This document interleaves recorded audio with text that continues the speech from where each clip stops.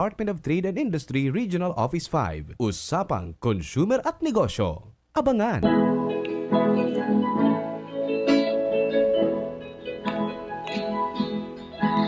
Trying to be a blessing to others. Magandang hapon, marhay na hapon. Good afternoon to everyone. Sister Jessie po. Welcome to Usapang Bukasyon ACI. Sorry. Shout out sa lahat na Rafaelians at ACI family and ACI sisters. At belated happy birthday po sa aking tugang na si Nene Chari. Today is Friday, January 30, 2026.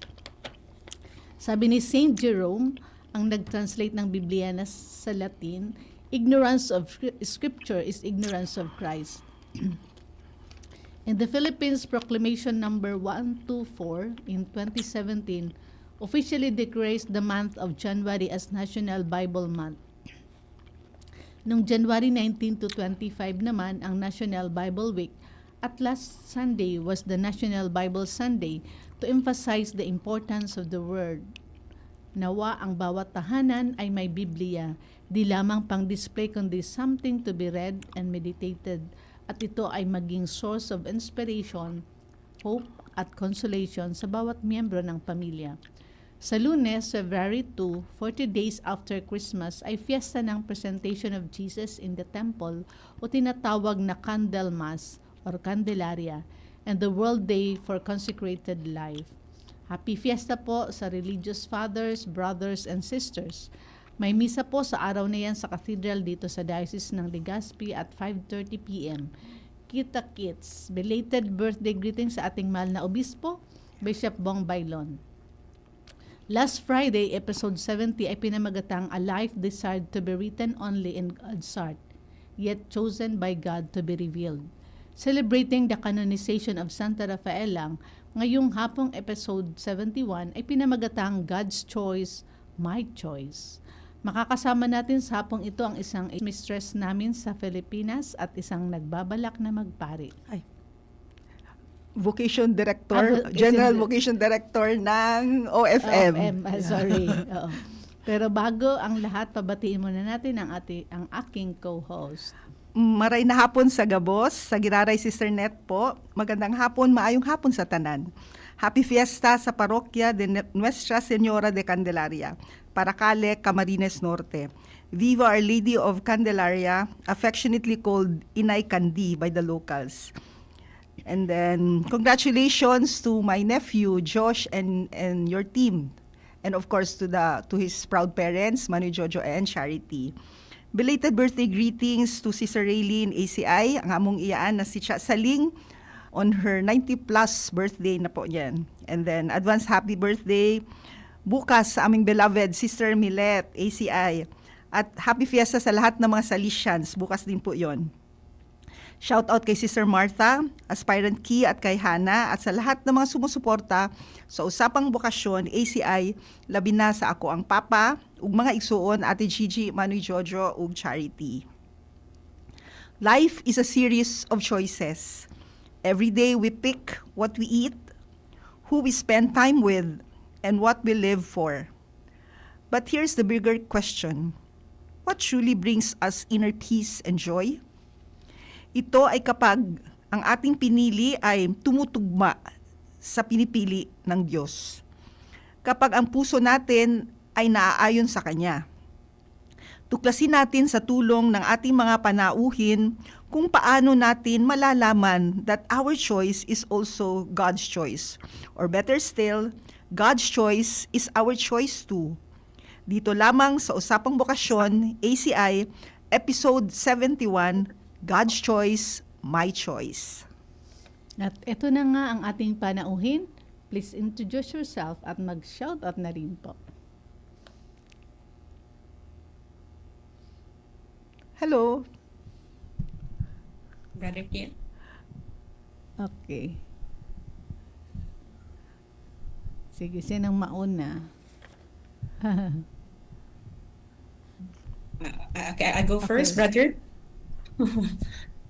Okay po. So, good afternoon po to everyone. And my name is Sister Amavel. And I am really grateful po for this another opportunity to join you in this program, especially in this very interesting topic on God's choice, my choice. I also want to give a shout out, una po sa family ko sa San Jose. My parents especially and my siblings and also my two sisters in New Zealand, Nurse Angela and Nurse Annie. And also my brother Austin. And also I would like to shout out sa lahat ng mga ACI family members. Yung mga novices po namin this time, ngayong araw, nasa recollection sila. And also, advance happy birthday din po kay Sister Miled tomorrow. So, at sa lahat po ng mga nakikinig at nanonood dito sa program at this moment. Okay. Thank you. Welcome. Thank you. Father Christian. Bonum po sa inyong lahat. Magandang araw po. Magandang araw.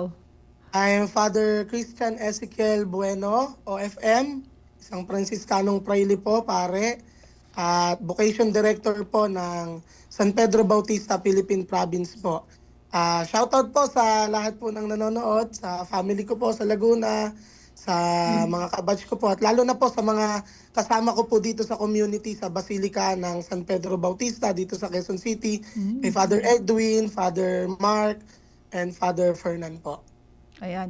Palayaw ni Father is Father Kiel. Kaya tawagan kita Father Kiel and Sister Amavel. Pareho pala kayong nasa QC. Welcome dito sa Bicol. Okay po. So, ayan. So since ang title natin is God's Choice, My Choice, ang una nating katanungan, looking back, what do you consider a major decision that you have made so far? And how did it feel at that time? Ano yung makukonsider niyo na major decision na ginawa niyo sa buhay niyo? First of all muna, Sister Amavel, how many years have you been as religious po? And the same with Father Kiel. For this year po, I'll be 19 years in religious life. Counting from postulancy. Yeah, Yeah. 2007. Yeah. Yes. Father Kiel? Counting Ako from po, where? Nung nag-profess po ako, Mhm. 9 years na po. First profession po. Nag-minor seminary ka ba, Father? O Ano po, philosophy po. Philosophy. After ko po graduate ng high school. so counting philosophy po, that's college already. Ilang taon ka na po sa loob ng kumbento? 16. 16. Ayan. 19 versus 16. Yan. Sige. So ano na po yung sagot niyo po? Anong major decision ba ang nagawa niyo sa buhay niyo so far? Father? Sige po. Siguro po sa akin po, masasabi ko yung pinaka-major decision ko po ay yung pumasok po ako ng seminary, magpari po ako, maging Franciscan po. Kasi,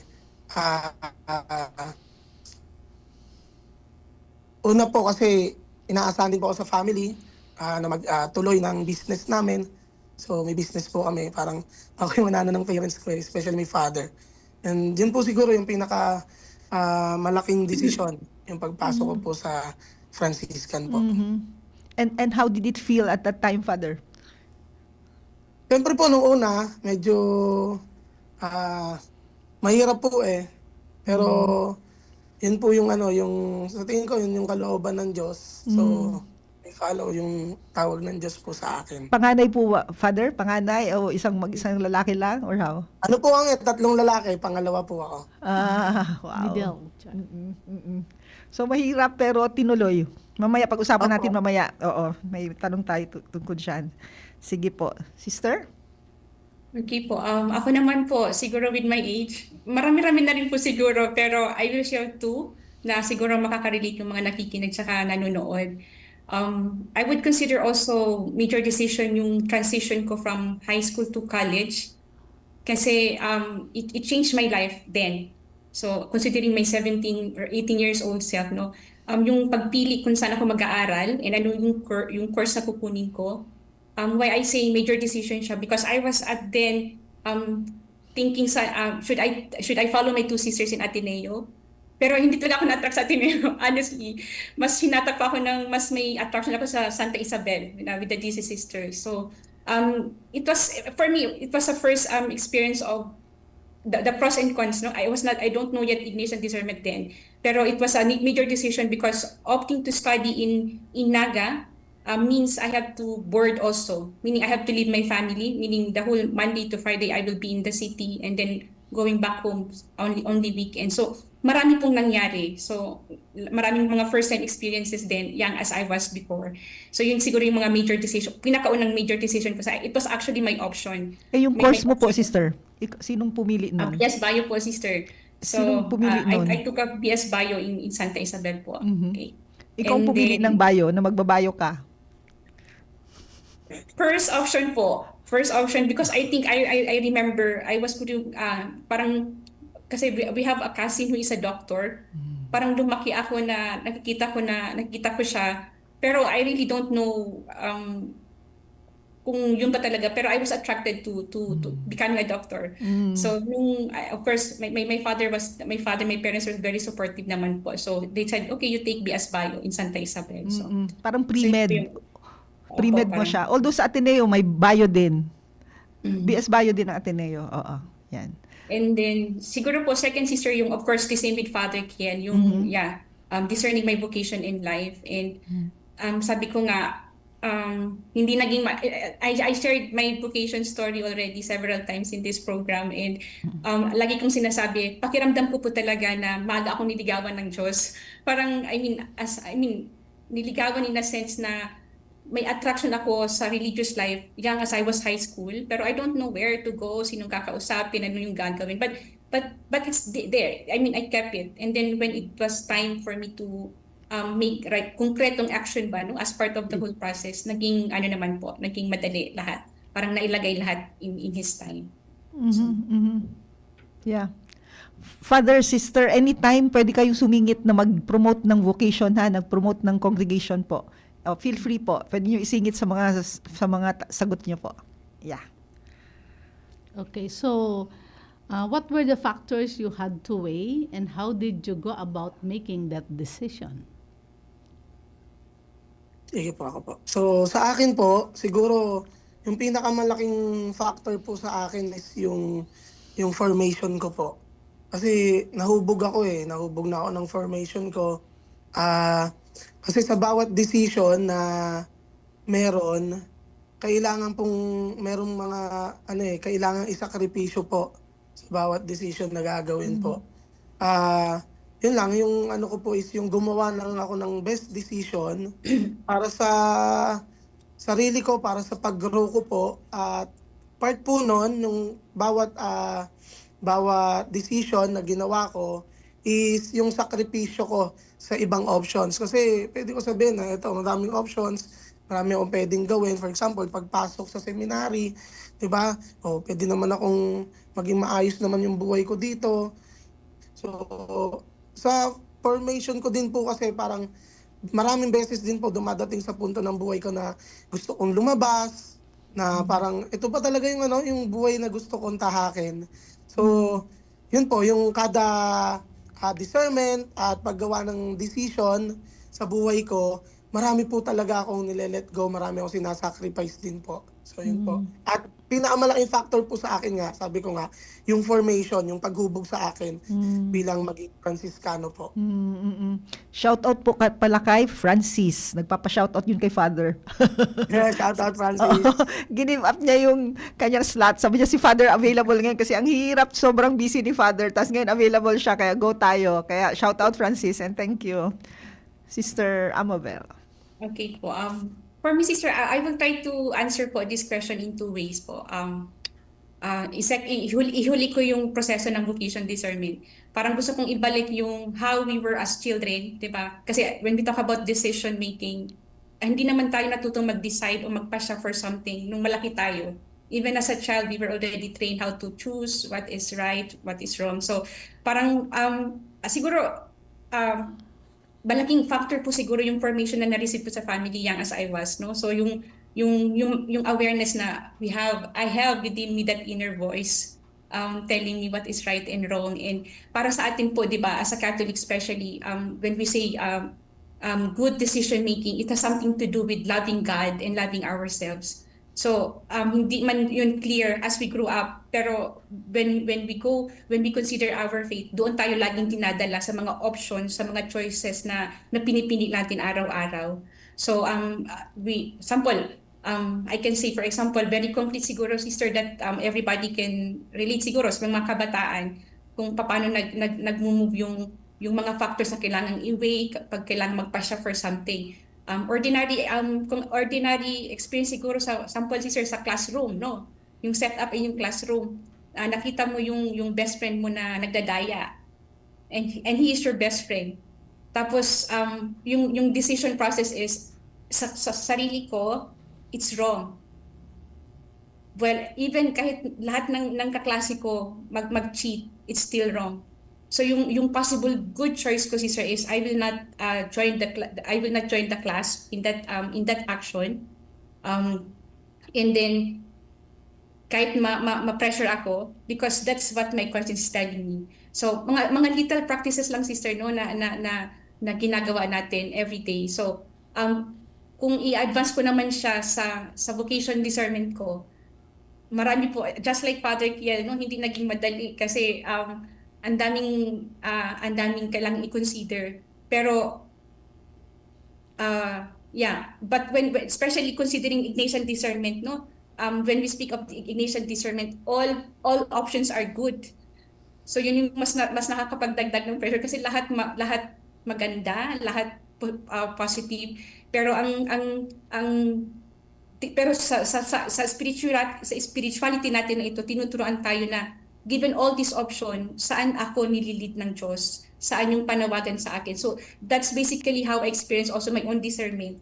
So given, kasi I felt na tinawag din ako ng Diyos na mag-asawa, and I was actually nag-try din po ako for lay consecrated because I was also attracted to their missionary life. But then going through the different steps din ng pag-discern, kasi wag po tayong ma-confuse, no? So discernment is always the process. Tapos yung decision comes after. Hindi baliktad. Hindi ako nag-decide na mag-mother and then I discern. So ang mahabang panahon ng pag-discern, and siguro po maya-maya po masasagot natin kung ano yung what it is in all there, choosing what the choice of God for me. And then so yun lang po muna siguro, sister, yung mga yung mga movement deep within. So hindi madali, pero may mga confirmation na binibigay ang Diyos given na ginagawa ko yung part. So in that case, is discernment the same as decision making, and then, or is it something different? What does discernment really mean? For me po, siguro yung magkaiba po yun yung decision and discernment. Para sa akin po, yung decision po kasi, yun po yung talaga yung gagawa ka na ng move yung act, yung mag-a-act ka na. So para sa akin nasa dulo yung decision. But yung discernment, palagi pong nasa simula po yun, no? Yun po yung discernment is yung punto ng buhay natin na nagninilay tayo, binabalansin natin. Ano ba yung sinasabi ng isip ko? Ano ba yung sinasabi ng puso ko? Ano ba yung sinasabi ng Diyos sa gagawin kong desisyon? So, yung pagtitimbang po. So, for me, decision is fruit po ng discernment po. Thank you. Sister Amabel? Okay po. Just to add to the sharing of Father Kiel, additional parang glimpse of the differences between decision making and Ignatian discernment. Sister, when I speak of discernment now, I am expressing Ignatian way of discernment. Okay, so sa decision making, oftentimes po, the core question is, what is best? Ano yung pinaka-best? Pero aware tayo na merong mga best na actually it doesn't bring us peace. I mean, we can remember some complete decisions that we have made in the past. No? So, sa tingin natin, yun ang pinaka-best, pero at the end, it did not last. While in Ignatian discernment, the core question is, what is God inviting me? Mas tinitingnan natin kung saan yung boses ng Diyos in all these options. And then sa decision making naman, yung pinaka-primary tool niya is we oftentimes make use of our reasons, we analyze so much, no? We weigh things, but in an Ignatian discernment, walang discernment kung walang prayer. Okay? So that's given already. So the primary tool in Ignatian discernment is the prayerful attention. Saan? Yung mga inner movements natin. No, that's yung pagkilatis, sinasabi ni St. Ignatius, pagkilatis ng mga movement ng spirit deep within us. So previously po, we share already about consolation, desolation. So baka mamaya po lalabas po ulit. And then siguro another additional differences po, no?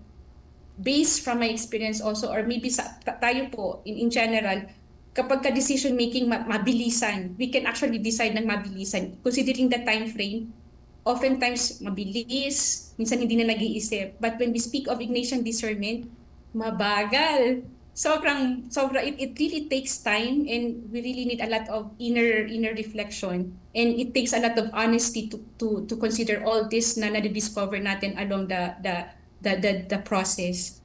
Okay po. And then, yeah, and siguro din po, another difference is when we speak of decision making, ang pinaka-goal is yung good choice. But for Ignatian discernment, we are being prepared to commit for something.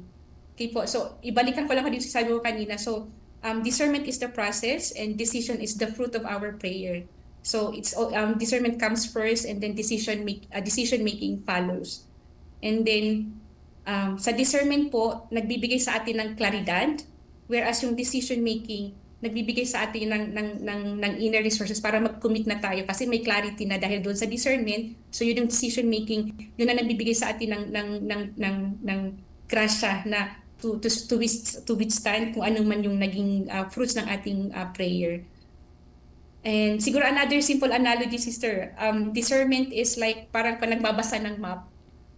Kasi yung proseso, no? It takes time. And then yung decision making, eto na yung pagpili mo, saang route, ano ba, dito ba ako or dito?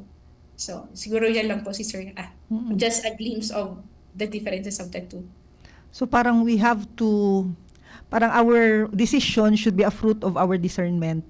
And then number two, it's a process. It's not something like you can just do left and right, parang ganon. It has to be in the context of prayer, so it takes time. So there is a process. And then yung discernment also is like we have to think ang fruit nito is connected to a relationship with the Lord. Parang God directed. Yung decision minsan anong mabuti sa akin. So yung object din ng discernment is it is the Lord. Anong gusto ni Lord, yung ganon. And then ang decision is anong makakabuti sa akin, yung parang ganon. So iba-ibang in that context also. Sister?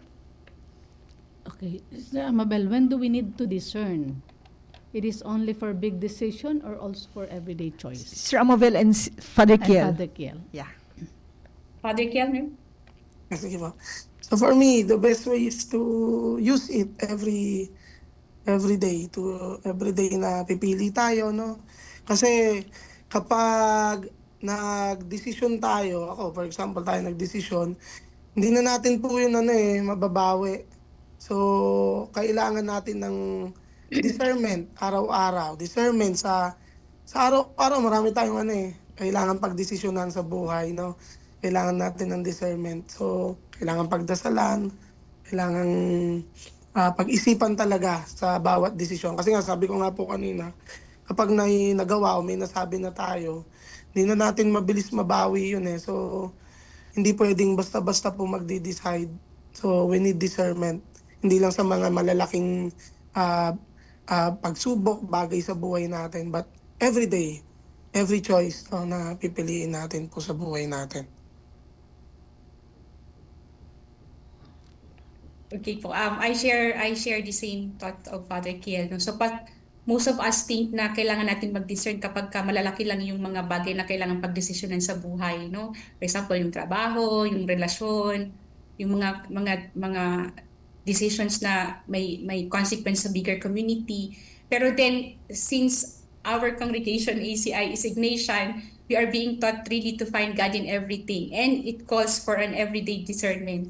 So, embracing this kind of spirituality, discernment even as a spirituality, calls me to practice everyday, yung paghahanap, pakikinig, pagkilatis ng spirit sa aking buhay. And even the way we speak po, no? The way we react, the way we love, and ito, lahat ito pagkakataon, these are spaces for us to practice discernment. So hindi lang siya yung pangbalakihan talaga, no? And also in particular po as religious, kasi kami, we practice our daily examen. So for us, that space in a day is an opportunity to really magnify or palalimin pa yung relasyon namin sa Diyos in many ways po. Thank you. Sister here is talking about Ignatian discernment. We're just curious, Father, the Franciscans, how do you do it? Siyempre po, sa amin po as Franciscan, we pray, yun nga, di ba, like Saint Francis, talagang bawat decision niya din sa buhay niya po, nagdadasal niya po yun sa Diyos, no? So like Saint Francis, ganun din po kami. We always have this prayer to pray and to really discern kung ano ba talaga yung gusto sa amin ng Diyos. Di ba nga, Lord, what do you want me to do? Yun yung ano ni Saint Francis sa harap ng crucifix po ng San Damiano Cross. So we always ask God to accompany us, no, sa gagawin namin sa buhay namin. At this point, Sister Jessie, with your permission, Father, please promote your we can promote it at different times. Para yung mga nanonood. Sige po. Para po sa mga kalalakihan na mga gustong mamuhay ng religious, sa amin po, mga Franciscan, maging Franciscano, no, pwede nyo lang po akong tawagan, no, o i-add. Yung pangalan ko naman po, nandiyan po, no. Search nyo na lang po sa social media. Pero maraming iba't ibang pamilya o branches ang OFM, di ba po? How are you different from the other congregations na Franciscan din spirituality? Kami po yung first order, kasi po tatlo po yun eh. So sa first order, OFM, kami po, then yung Capuchins, Conventuals, second order po namin yung mga Poor Clare Sisters, then third po ay yung mga secular po.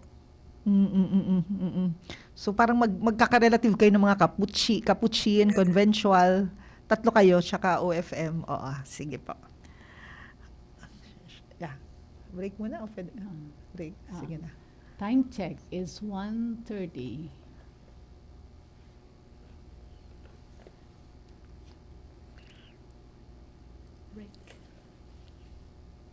An oras hatod sa Indokal. Tanduay, celebrating 170 years of Rom excellence. Tibay ng loob, tibay Tanduay. Plemex for kids. Mommies, agapan agad ang ubo at plemang nakabara. Pambatang lagundi. Plemex! Pre, Yung sa'yo na lang, makinig ka matapos muna. na choice, tas na Payong tayo. kaibigan lang ha.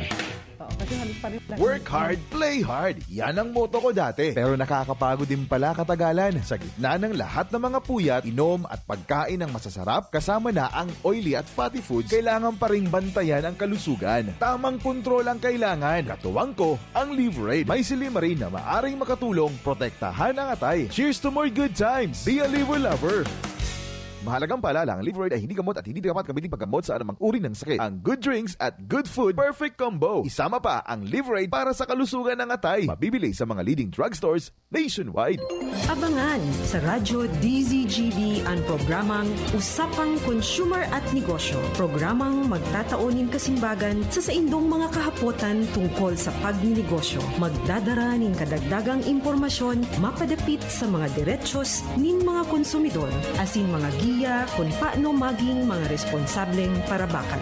Usapang Consumer at Negosyo. Mataunin pagnibid sa mga matrayumpong negosyante asin sa mga establishmento de negosyo na may marhay na kontribusyon sa komunidad. Usapang Consumer at Negosyo. Madadangog na kada primero Biyernes kan bulan, alas 11 sagkod alas 12 minuto. Ihahatod sa Indo kan Department of Trade and Industry Regional Office 5. Usapang Consumer at Negosyo. Abangan! This World Radio Day, We recognize how radio continues to evolve, guided by innovation and grounded in public service. With the help of artificial intelligence, radio delivers information more efficiently, improves sound quality, and supports responsible journalism. Yet at its core, radio remains deeply human.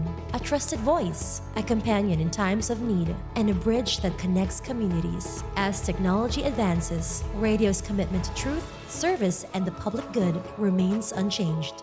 This World Radio Day, we celebrate radio and artificial intelligence working together to better serve the public. Happy World Radio Day!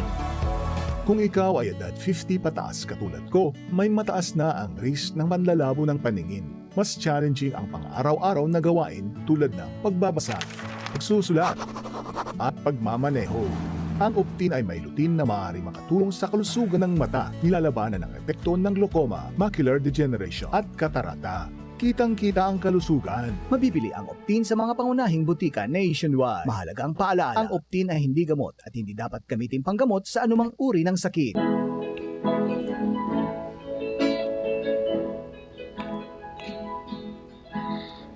Okay, welcome back sa ating programang Usapang Bukasyon ACI, Episode 71, God's Choice, My Choice. Pero bago natin ipagpatuloy ang ating talakayan, panoorin muna natin itong napakagandang awitin ng Hillsong United titled Ocean Where Feet May Fall, to be performed by our very own Rafaelians, Mika Bien, isang first-year medical student ng Bicol University. Hello po, ako po si Kaya Bien. My friends and family call me Mika. Baka kilala niyo po si Papa ko, si Jomar Bien ng DCGB. Hi Papa, kung nanonood ka. I'm a dormer po here sa Santa Rafaela. And today, I will be singing Oceans by Hillsong United. You may know this song. It's a song about stepping out in our faith, surrendering control, tapos choosing to trust in God kahit, medyo uncertain yung path ahead of us. So, I hope you enjoy this song. You call me out upon the waters, the great unknown, where feet may fail.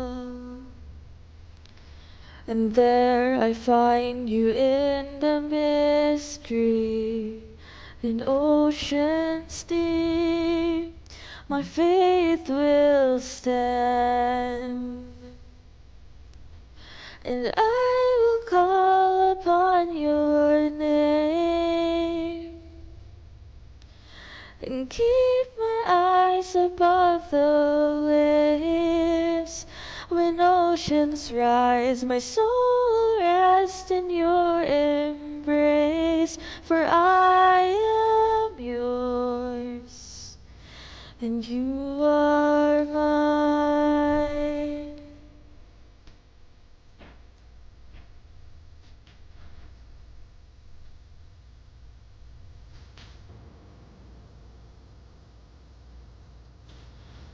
Your grace abounds in deepest waters. Your sovereign hand will be my guide. Where feet may fail and fear surrounds me, you've never failed and you won't start now. So I will call upon your name and keep my eyes above the waves. When oceans rise, my soul rests in your embrace. For I am yours, and you are mine.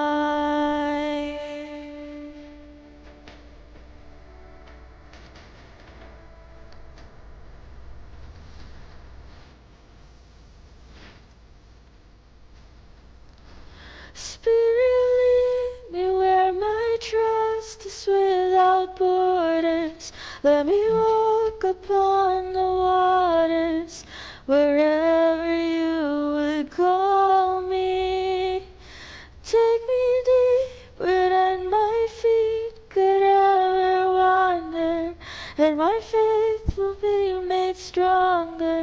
in the presence of my Savior.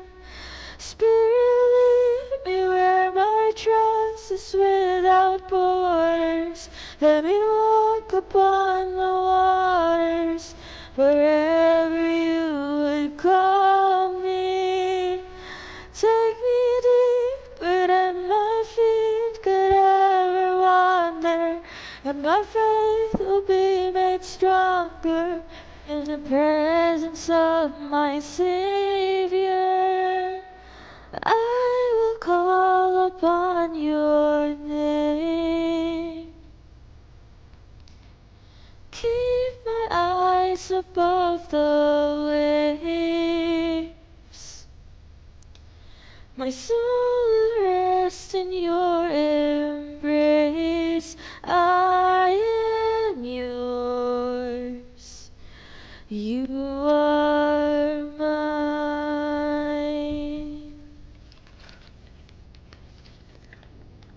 Wow, thank you. Thank you, Mika. Shout out kay Dave, tsaka kay Shervel, mga friends, tsaka classmates niya sa BUCM. Okay, maraming salamat, Mika. Okay. So, Sir Net. Okay. So, patuloy tayo. Sir Amabel and Father Kiel, what happens when your choice doesn't align with what you think God wants? Do you think there are consequences? Sa akin po, yes, kasi po, kagaya po, halimbawa, no, pagpasok ko sa seminaryo, kahit ano yung gawin kong takas, kasi marami pong pagkakataon, pinipilit ko po yung gusto ko na taliwas sa kung ano ba yung plano ng Diyos. Maraming beses tinatakasan ko yon. Alam ko yung tama, pero ginagawa ko yung mali, lumalayo ako sa Diyos. Pero sa lahat ng pagkakataon, lahat ng experiences ko, karanasan ko na ganun po, God will always bring me back, no, kung saan ba talaga, no, yung denying na sabi ko baka hindi naman talaga ako para dito. Mahirap po 'yon, sa mabigat sa puso, no, kung hindi talaga kalooban ng Diyos, mabigat po sa puso. Pero kapag nag-decide na, yung may nag-decide yon, masasabi ko magaan yun sa puso. Pero kapag nag-decide ng walang discernment, mabigat sa puso. Yun nga, for example, pagpasok sa seminaryo, kahit anong gawing takas, no, hahabulin ka talaga ng Diyos Ganun din po, no, may mga kakilala din kahit na gustong-gusto nila na pumasok sa seminaryo, maging pare, pero kung hindi talaga para sa'yo, kahit anong pilit, hindi po talaga hindi talaga. So, hindi naman po yung harsh yung mga consequences, kasi hindi naman po mapagparusa ang Diyos May mga marirealize at may ipaparealize ang Diyos sa atin. Ako personally po, no, sa mga karanasan ko po. Ako naman po, ako po nagpapasalamat ako kasi may memories, sa memory ko po, siguro yung pattern na din, mostly sa mga nangyari sa aking buhay, mas marami po yung kung ano yung gusto ng Diyos, yun ang gusto ko rin. So parang very few yung mga moments na parang magkaiba kami ng Diyos. So with that realization, nagpapasalamat ako kasi it's a big grace. Pero also, just like with Father Kila din, may mga times din na, sample, siguro, isang konkreto lang na maaari kong ma-share siguro recently, yung to be information ministry. It was like not easy for me to say yes. Parang okay lang naman for vocation, promotion, or for other assignment, no. Pero to be placed to accompany our young sisters, it took me time na makipag-away sa Diyos, no. I mean to bring honestly my feelings, my thought about it. Pero at the end po, God has given me the grace. So pero in responding to that, madalas in general kapag hindi align yung choices natin sa gusto ng Diyos, very common yung feeling unrest. Walang kapayapaan sa puso. And then, maramdaman mo yung nasa desolation ka. I mean, you are far from God. Okay, and then maramdaman mo din yung spiritual dryness. Ayan. So, these are just some indications na maybe na hindi gusto ng Diyos kung ano yung ino-opt ko.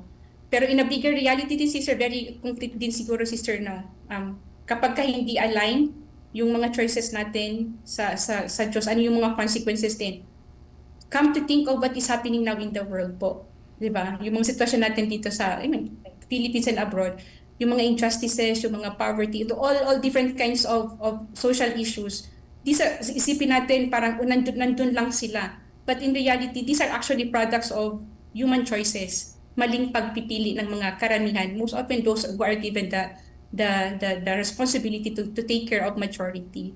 So, siguro yun po, sister. Laging may consequence kapag ka hindi align. But in Ignatian world naman po, considering our way of life, yung consequences na yun po, we don't see it as a punishment. Kaya nga sabi ni Father, di ba, matakas pero bumabalik. So yung consequences ng hindi pagiging aligned, God would still make use of it para mabalik tayo sa Kanya. Even our sins, no? Minsan yung mga pagkakamali natin, ginagamit pa rin ng Diyos para makabalik sa atin. So our sins are actually consequences of our wrong choices, wrong decision. We can decide for something without discernment, hindi naglala. So I mean, all these things po. So always with consequences. So you're trying to say na napakahalaga nitong discernimiento, hindi lang sa mga religious na katulad natin, kung hindi na-mention mo yung ano ngayon ang estado ng mundo, ng Pilipinas, ng mundo, na produkto ng maling pagpili, wrong choices. So, sana ma-introduce po talaga na makarating sa mga, even sa mga government officials, lahat, na mapasukan ang kahalagahan ng discernimiento. Yon, in this case, Ignatian discernment. Kasi nga, sabi nga, hindi naman nagpapunish si Lord, pero may consequences po talaga yung ating mga wrong choices. So, ito na yun, we are reaping actually, even yung sa prayer ni, di ba, yung Oratio Imperata ni, it's actually a consequence of our wrong choices, yung what we are having now. Ano na yun, sister? Climate change, o mga ganyan. Change. Oo. So, yung kahalagahan ng discernimento na yun yung makapagpili ng tama. So, yon. Maraming salamat. And then, ano naman ang ginagawa nyo pag iba yung expectation ng tao sa inyo, and then, yung feeling mo na ito yung gusto ni God para sa'yo? How do you handle this? Opo, I don't live up expectations po eh. Mahirap po mamuhay sa expectations ng mga tao. Kasi, first of all, meron akong sariling pag-iisip, pakiramdam.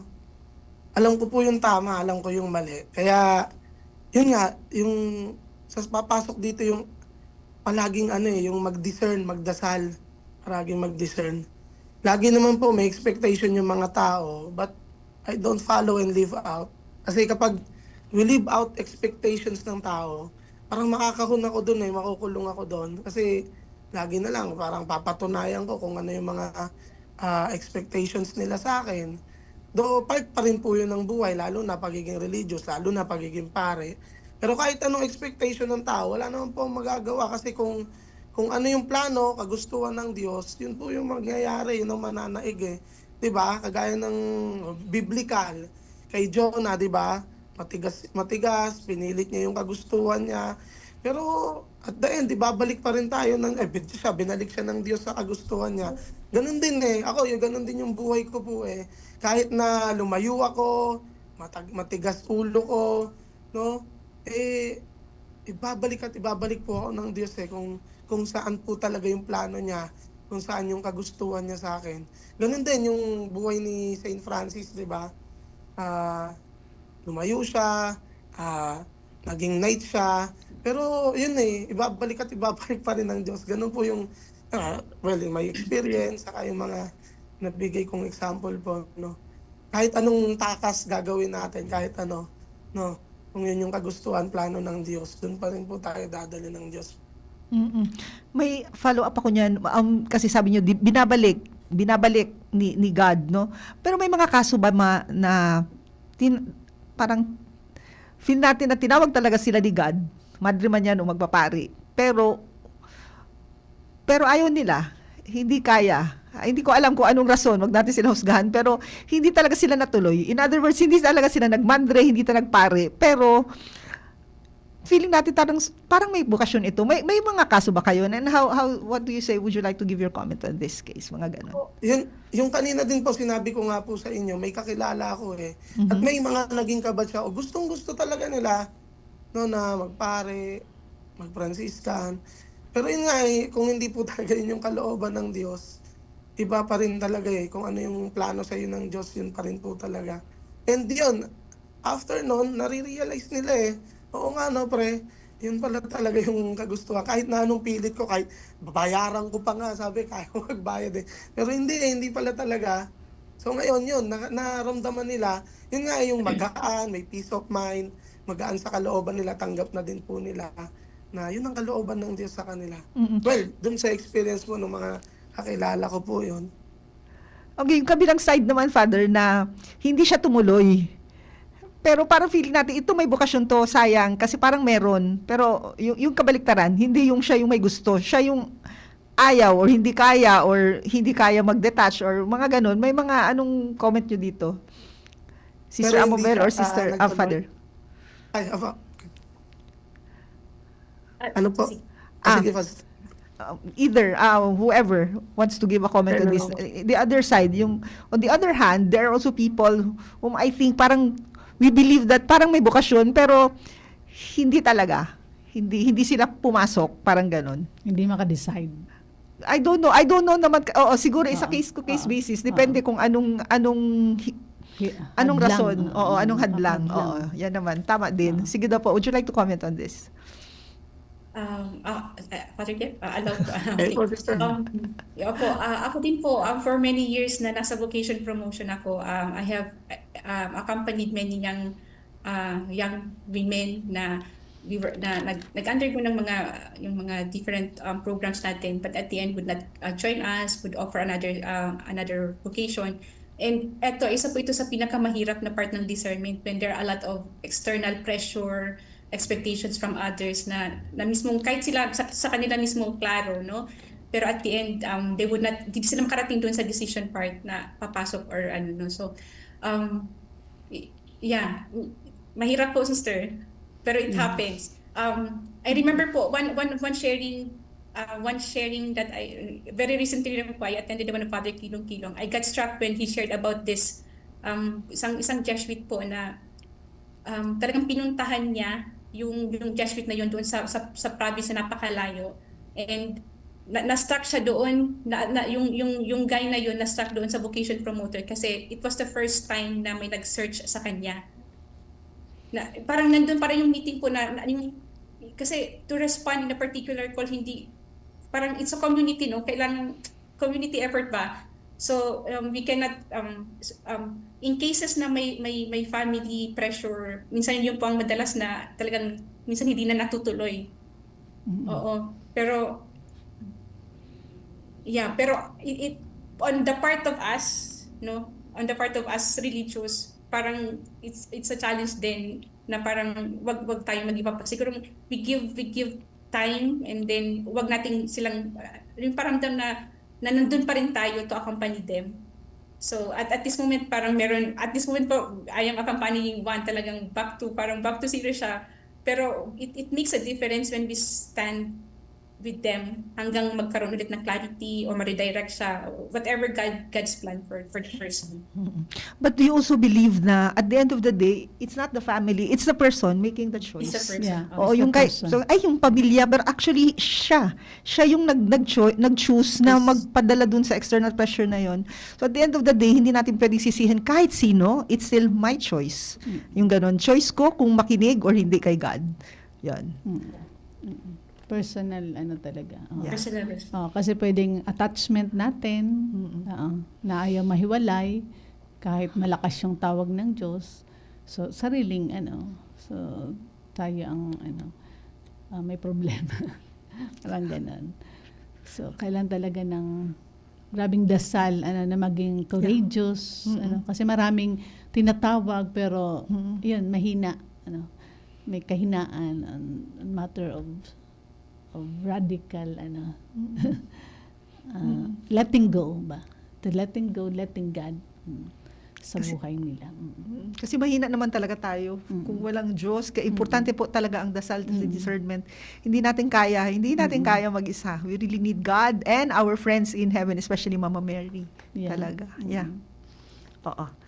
Sige, ano nang sunod? Confirmation na tayo? Pwede pa ito, no? Sige. Would you like to answer po this one? How do you try to figure out what God wants, and are there things we can do to help us discern God's will? Yung proseso naman to. Tips for the young people. For me siguro, to pray talaga, to talk to God. No? Sabi natin, alam naman natin yan Diyos talaga yan. At kapag may kailangan tayo, i-express natin yan sa Diyos. Kung may hindi tayo maintindihan, express natin kay God, then yun talaga pinaka-the best, makipag-usap sa Diyos through prayer. Then, talk to the people around you. Posible na may sinasabi yung Diyos sa pamamagitan din po ng ibang tao. Then, lastly, yung silence, yung pananahimik saglit. Kasi doon din mo po kaklarify, makikrystallize yung kung ano ba talaga yung tama, no? Part ng discernment din po yun yung pananahimik. Kasi sa pananahimik doon nagsasalita po yung Diyos Father, follow up lang po. Pag sabihin natin Franciscan spirituality, ano kaagad yun? Para mas maintindihan ng mga gustong mag-adapt ng spirituality nyo. Meron kayo first, second, third order. Sige daw po. Promote nyo po ang Franciscan spirituality. Franciscan spirituality po is, first of all, is simplicity, no? Yung pagiging payak na muhay po. At yung lahat i-entrust po sa Diyos. We have nothing of our own po. So lahat ng meron, lahat ng kung ano man meron kami, lahat po yan galing sa Diyos. Sister Amabel naman, pag sabihin natin ACI na may Ignatian spirituality, ano naman kaagad ang ano kagandahan ng ating spirituality? Eucharist, sister, it's very strong sa atin yung buhay. I mean, the Eucharist is really one thing that attracts people even now. And it's more of Eucharist, sister. Eucharist. Adoration, yeah. Adoration, yeah. I want to add, sister, from doon sa sharing ni Father, yung mga konkretong way ba. So in addition to to have a regular prayer, to strengthen our sacramental life. Yeah, accompaniment is very important, to have somebody to listen to you, to accompany you, attend recollections or retreat. I want to share with you yung yung kay St. Ignatius na methods na we use also in our spiritual exercise. If we find ourselves in that stage of decision making, so he proposes 3. First is anybody can do, no, yung pros and cons, no, you have the pros and cons of your choices. Example, mag-married ka, pros and cons, single, pros and cons, married, pros and cons. And another one is if it happens na merong tao na lalapit sa'yo and would ask the same question, no, the same situation sa'yo, ano kaya yung ibibigay mo sa kanyang advice? And that would also give us in our discernment. And then yung pangatlo po is yung if we are talking po here, we are talking about discernment. The last tool na binigay sa atin St. Ignatius is we imagine ourselves in our deathbed. So kung mamamatay na ba tayo, how do you want to be caught by death? In what stage? So I mean, konkreto lang po yun na tool that we can offer to young people. I mean, in a prayerful way, in a space, in a safe space, you can do it. Also accompanied by others. So in other words, i-summarize mo nga, sister, ano yung mga pag medyo merong konting spark na nararamdaman yung kabataan, anong pwede nilang gawin? Sige daw. Okay po. Advice, magandang in a context of recollection or retreat, no? But in any way, in any place you can do naman. Sister, yung pros and cons, So we consider our choices, and then we try to see the advantages and then the disadvantages. Because if we are trying to respond to a particular vocation, we cannot see other vocations less. Ibig sabihin, we are not open. We are in that sense, we already have an option. So when we consider the pros and cons, we see really in the light of faith na ito, possible ito sa akin, ito yung advantage and disadvantages. So I'm talking po about discernment, no? And then yung pangalawa is yung sa deathbeds po. Kung meron kang kailangang big decisions na gagawin sa buhay, even it's not related to vocation, and we never know our life, how do you want to be caught? Ano yung pinakahuling, parang ano yung gagawin mo? And then when death comes, yun, parang hindi mo pagsisisihan. Okay. And then the So last first one is accompaniment. Yan yung sinasabi mo. Tapos yun na yung detalye ng accompaniment. So maliban sa accompaniment, ano pa po? So seek a companion in the journey. Yung gano'n. As much as possible, you ask someone to accompany you. Ano pa po? Number 2. Yeah, prayer, sister, no? That's the first thing. Prayer? Have a prayer life. Okay. Seek counsels or accompaniment. In particular, if you are considering religious, then better go for religious. I mean, because that's the way of life that we are looking. I mean, we feel that we are being called to, and then, yeah, commit for. Siguro, the rest, sister, we just follow. Pagka meron ng the accompaniment of course, journaling, sister, very important. I remember journaling from my own experience po, as early as pag meron ng steering ba, you journal your prayer experience, and later will be the prayer materials for your discernment po. And then attending search-in, no? Mga search-in, recollection. Father and sister, would you like to invite them? Baka meron kayo nakaschedule? Yes po. Sa amin po, so ngayong darating na March 7 to 8, meron po kaming search-in, no? Sa Our Lady of the Angels Seminary po namin sa Bagbag, Novaliches. So sa lahat po ng mga kalalakihan, nagnanais, mga grade 12 or mga professionals na nagnanais makita yung buhay sa loob ng seminaryo, lalo na buhay po ng pagiging Franciscano, ni-invite po kayo sa March 7 to 8 po sa Our Lady of the Angels Seminary. At pwede nyo pong i-follow yung page namin, yung Franciscan Missionaries, Vocasyong Franciscano PH, para po sa mga katanungan nyo din po. Or you can ask me personally sa Facebook account ko po. Yung pangalan ko po, Christian Ezekiel Bueno. So yun po. Yeah, thank you. Sister Amabel? Okay po. Dito naman po, at least here in this community po, we have a regular Hinande program every last Sunday of the month. So regular po siya. And please visit our webpage and Facebook account.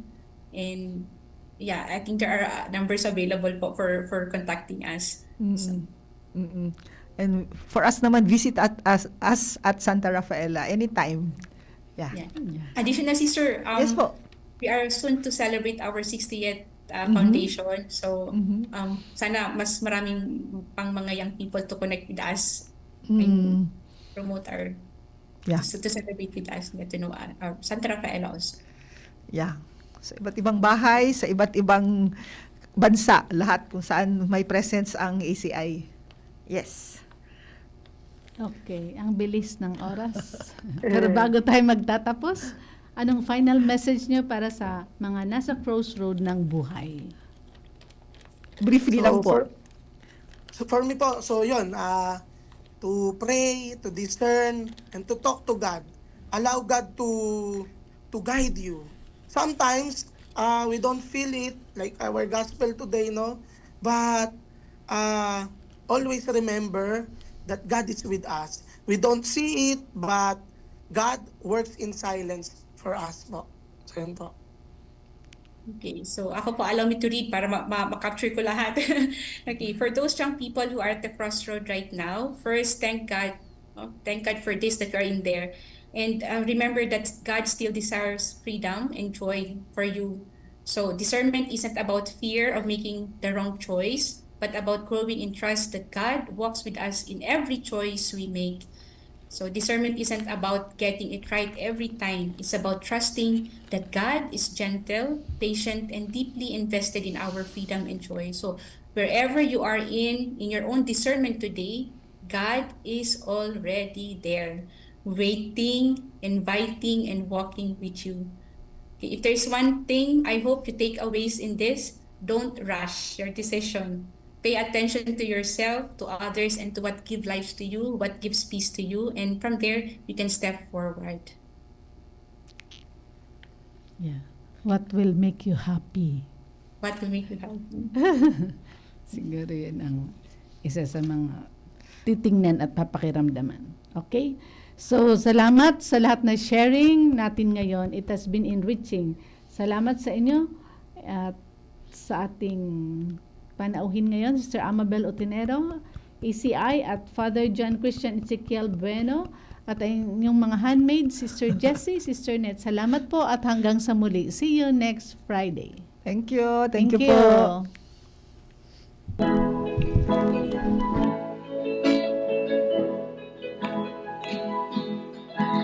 Trying to be a blessing to others, being there